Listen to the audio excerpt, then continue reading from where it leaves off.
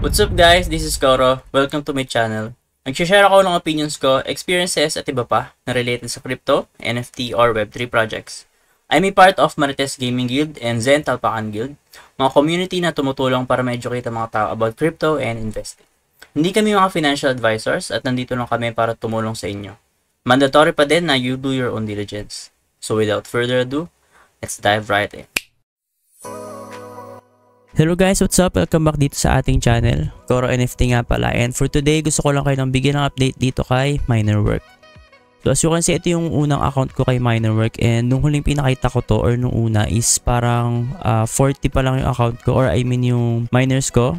Pero right now as you can see, 50 na siya. Tapos meron akong isang super rare. And then parang pang 12th day ko na ngayon or 13th day kasi 3 AM na. So mamayang 10 AM magre-restart siya and pang 13th day ko na yon. So may na-farm na akong 4,146 right now and nakapag-repair na ako ng once. Paalala ko lang guys, kapag naglalaro kayo ng Minerwork, magtitira kayo ng pang-repair. Kunyari nakapag-withdraw na kayo dito, wag nyo siya ibibenta agad lahat. Kasi nga yung USDT na ibang kailangan nyo is pang re-repair nyo siya.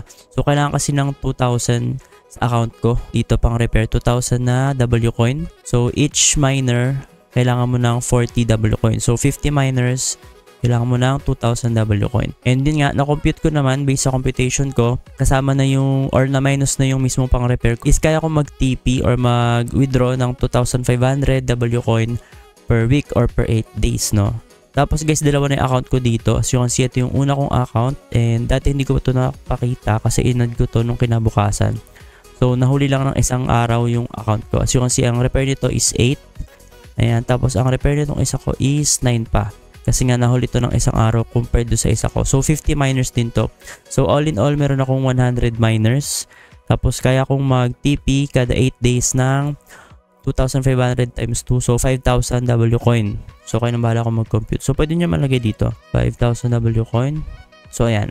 And for example, ito 50 USDT equals 5,000 W coin. So 50 USDT per 8 days yung pwede nating i-TP dito. And guys, kung gusto niyo naman mag-risk dito talaga, no, kasi si Minerwork nga is dati tumagal siya. And right now early stages pa naman tayo, tapos wala pa siyang token talaga. Kasi as you can see, stable na 0.01 yung palitan ng W coin and yung USDT.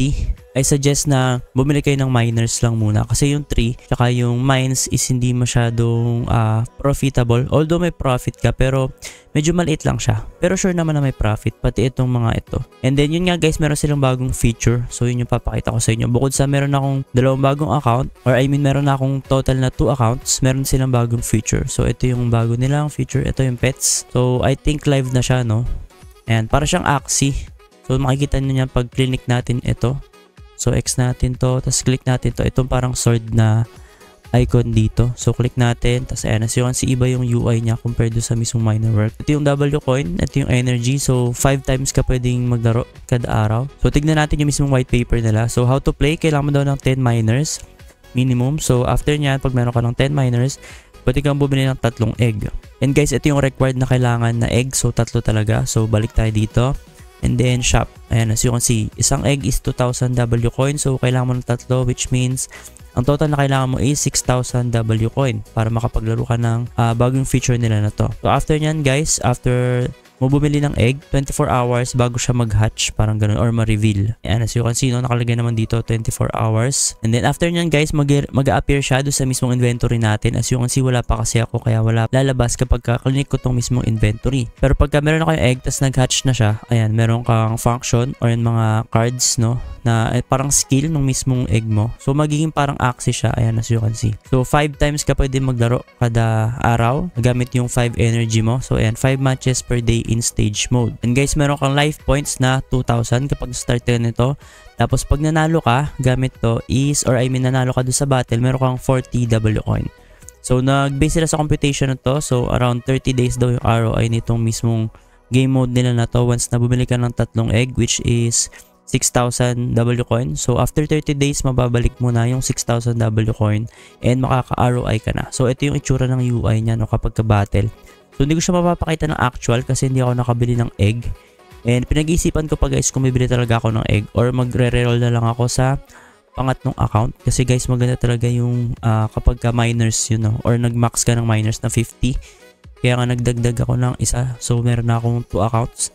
So possibly baka mag 3 accounts ako dito bago ko bumili ng pet. Kasi guys, kapag nag-add ako ng isa pang account, so ang kaya na natin ma-generate per week or per 8 days is 7,500 na W coin. So if ang question nyo naman guys is nakapag-TP na ba ako dito and may proof ba ako? So hindi pa ako nakapag-TP, pero marami akong kilala nakapag-TP na dito or nakapag-withdraw na, kasi hindi pa ako nakapag-TP kasi nga ginamit ko siya pang repair last time dito kasi kinati siyang repair after 10 days. So hindi pa ako pwedeng makapag-TP, and kapag nag-TP ka dito guys, bawal siyang partial. So for example, gusto ko lang i-TP is 2,000, so hindi pwede.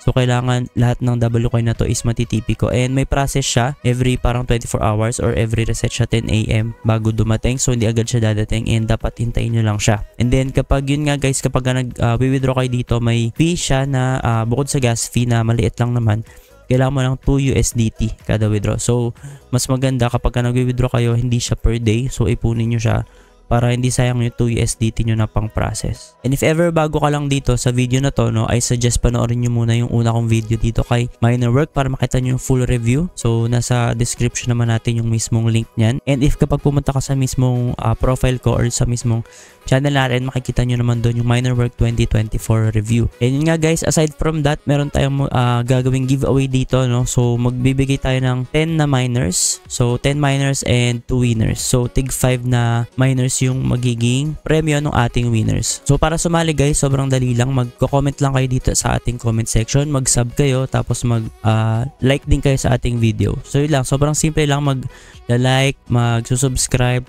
tapos magko-comment kayo dito sa video, tapos kasali na kayo sa raffle. So yun lang guys kay Minerwork, no. So update lang naman to, and yun nga, giveaway. Sana sumali kayo kasi yung Omniwars ko tsaka yung mga daily miner or iba kong NFT giveaway, so maraming sumali and may mga nanalo na. So ito kay Minerwork is hindi ko pa to ma-withdraw agad, or I mean ma-raffle, kasi gusto ko mag-run siya around mga 5 days bago ko pumili ng mismong winner natin. So yun guys, if ever may questions din kayo or clarification, pwede kayo mag-comment sa ating comment section, or hindi kaya pwede kayo mag-PM din sa akin through Facebook and TikTok.